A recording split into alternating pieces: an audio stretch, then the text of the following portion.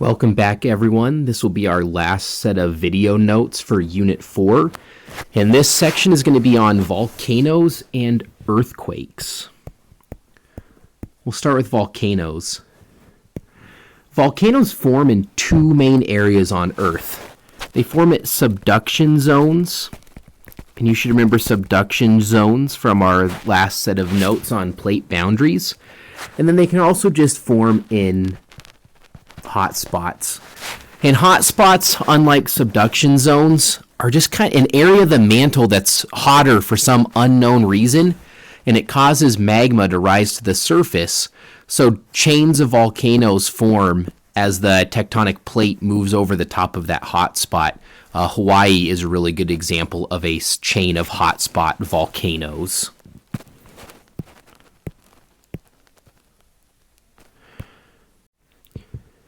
Volcanoes, as we said, are often found at subduction zones, and there happens to be a very large ring of subduction zones that goes all the way around the Pacific Ocean. You can see in this image that it's highlighted in red. And because these make a complete ring around the Pacific Ocean, and it's where most of the volcanoes on Earth are found, this region has the name the Pacific Ring of Fire. So most of the volcanoes are found in the Pacific Ring of Fire.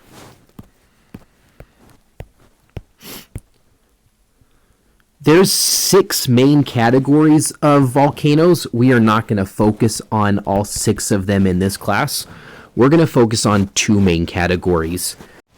And those categories are stratovolcanoes. That's also known as a composite volcano, and shield volcanoes.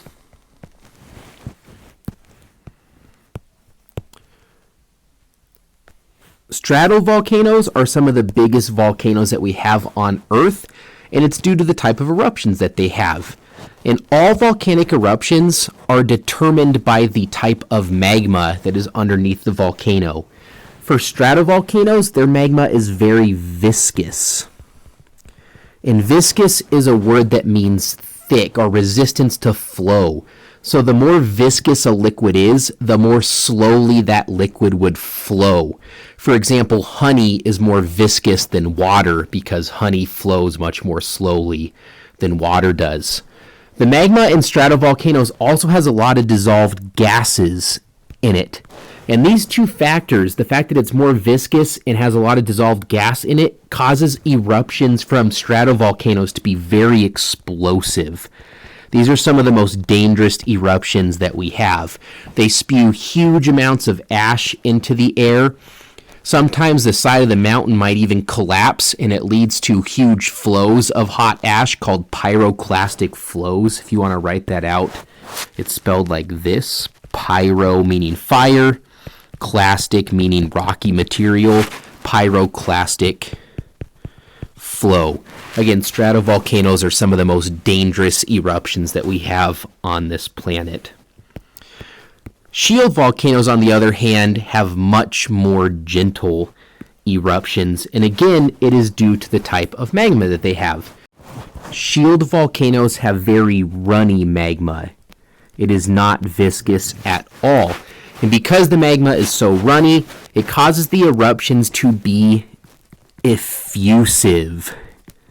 And this is just a word that means not explosive. It's an effusive eruption. Another name for these is lava flows. And they call this because the lava is not erupting with ash high into the air. It just spews over the top of the volcano and just kind of gently flows down the surface. Now the magma or the lava at this point is still very hot. It would be very dangerous, and it can still destroy anything in its path, but they're not explosive like you would find in stratovolcanic eruptions. Next, we're going to look at some earthquakes, and we'll start with definitions. So an earthquake is the shaking of the earth that's caused when a tectonic plate at a boundary moves very suddenly. So rather than moving smoothly, they don't So what I mean by smoothly is tectonic plates, even though they move an average of 2 to 5 centimeters a year, they don't constantly move at a slow rate. The boundaries often get stuck. And when they're stuck, they're unable to move for decades or even hundreds of years. And as those plates get stuck at the boundary, there's still movement behind them, so a lot of pressure is building up at that plate. And when they finally break free, so when those plates are no longer stuck, that movement that's been stopped for so long happens instantly, and the plates can move several feet in a fraction of a second, and it releases just a tremendous amount of energy. Earthquakes transfer that energy of that sudden movement through the earth with seismic waves. Seismic just means earthquake, so earthquake waves. And there's two main types. Primary waves, or P waves, move very quickly. They're called primary waves because they are felt first during an earthquake. However, they do not shake the ground very violently. So the waves move very fast, but they don't cause a tremendous amount of shaking of the earth. Secondary waves, or S waves, move more slowly than P waves, but they shake the earth much more violently. And depending on how far away you are from where the earthquake happened, the difference in speed between P waves and S waves can lead to some danger, because you might feel the P waves and then there's no more shaking after that, and you think that the earthquake is done, and then shortly after that the S waves come through, and those are the waves that do all of the damage. So if you're going to try and stay safe during an earthquake, it's important to know that after the first little bit of shaking is done, you're going to experience a lot stronger shaking in the next minute or two. And then finally, a little bit of definitions around the location of earthquakes. Earthquakes happen deep beneath the surface of the earth, sometimes hundreds of miles down. And the exact point where the earthquake actually happens is called the hypocenter. So it can be called the hypocenter, or it can also be called the focus. You will see both terms. So focus and hypocenter are highlighted right here. The point on the surface of the earth that's directly above the earthquake, directly above that hypocenter, is called the epicenter. And you can see the epicenter over here on this diagram. So here's the focus, or the hypocenter, and then directly above that is the epicenter, and then these red lines are representing the seismic waves that are moving out away from the hypocenter.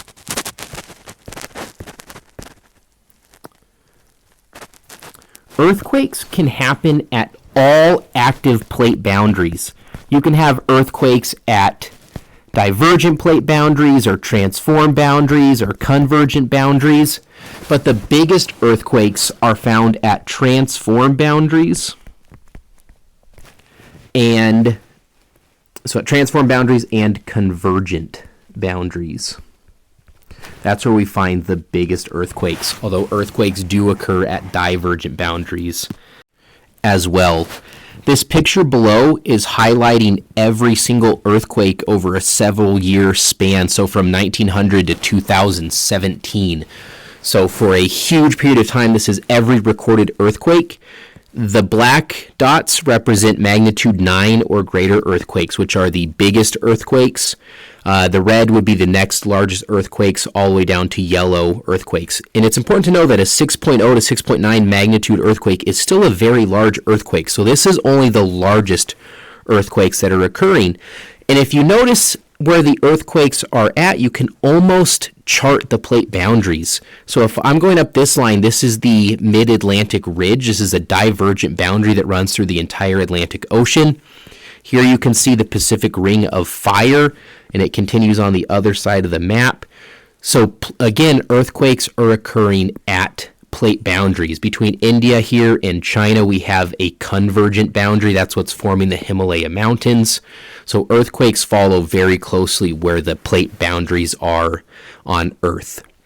That's going to do it for our notes on volcanoes and earthquakes. Please ask Mr. Tanner if you have any questions. Other than that, keep working on your tasks. Thanks.